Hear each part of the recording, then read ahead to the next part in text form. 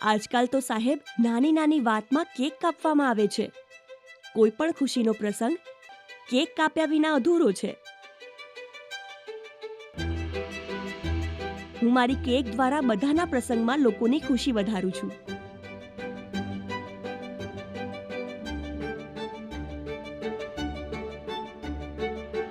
મારું નામ પ્રાચી ચઢાર છે અને હું ભોપાલથી છું. મારી મમ્મી હાઉસવાઈફ છે અને મારા પપ્પા ઓટો રિક્ષા ચલાવે છે. ગ્રેજ્યુએશનમાં મેં બીકોમ કર્યું છે અને પોસ્ટ ગ્રેજ્યુએશનમાં હું એમલિબ કરી રહી છું, જે એક લાઇબ્રેરીનો કોર્સ હોય છે. મને શરૂઆતથી જ રસોઈમાં રસ હતો અને પ્રથમ એજ્યુકેશન ફાઉન્ડેશન મારા ઘરની ખૂબ જ નજીક છે. મને ક્યાંકથી માહિતી મળી કે અહીંયા બેકરીની ટ્રેનિંગ થવાની છે, તો મેં અહીંયા આવીને ફોર્મ ભર્યું.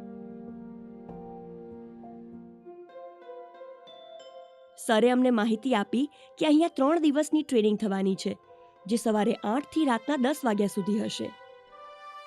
સર બતાવતા કે આજે આ વાળા કૂકીઝ બનાવવાના છે. સર એકવાર પ્રોસેસ બતાવતા હતા, છેક સુધી કૂકીઝ બનાવીને બતાવતા. તેને કયા ટેમ્પરેચર ઉપર બેક કરવાનું છે તે સર કહેતા હતા. ત્યારબાદ દરેક સામગ્રીને કઈ માત્રામાં ભેગી કરવાની છે તેને ભેગી કરીને અમે બધા 4 થી 5 લોકોનું ગ્રુપ કૂકીઝ બનાવતું હતું. બધા અલગ અલગ પ્રકારની કૂકીઝ બનાવતા હતા. ડોનટ અને પેયરલાઇન ચોકલેટ એક દિવસ બનાવી હતી. એક દિવસ કૂકીઝ બનાવી હતી, જે જીરા કૂકીઝ હતી, ટૂટી ફ્રૂટી કૂકીઝ હતી, ઓટ્સ કૂકીઝ હતી, ચોકલેટ કૂકીઝ હતી અને છેલ્લા દિવસે અમે કેક બનાવવાનું શીખ્યા હતા.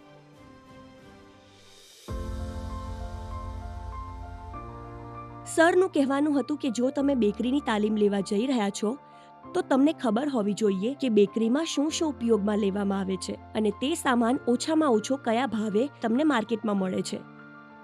અમારી આ 3 દિવસની તાલીમ નિઃશુલ્ક હતી. ટ્રેનિંગ બાદ અમને એક સર્ટિફિકેટ પણ આપવામાં આવ્યું, જેમાં સમગ્ર કોર્સ વિશે લખવામાં આવ્યું હતું કે અમને શું શું શીખવવામાં આવ્યું છે અને અમારું ફૂડ લાયસન્સ બનાવીને પણ આપવામાં આવ્યું હતું. જુઓ સર, જો મેં માર્કેટમાં વ્યવસાયની શરૂઆત કરી હોત તો મારે ઘણી બધી વસ્તુઓ ભાડા ઉપર લેવી પડત. તેથી મેં આ વ્યવસાય મારા ઘરેથી જ ચાલુ કર્યો, જે ઓછામાં ઓછા ખર્ચે ચાલુ થઈ ગયો. પહેલીવાર નવા વર્ષ ઉપર પોતાના ઘર માટે જ કેક બનાવી હતી અને ત્યારે મારા ઘરે બધા સંબંધી આવ્યા હતા અને તેઓએ મારી કેક ટેસ્ટ કરી. તે લોકોને ખૂબ પસંદ આવી.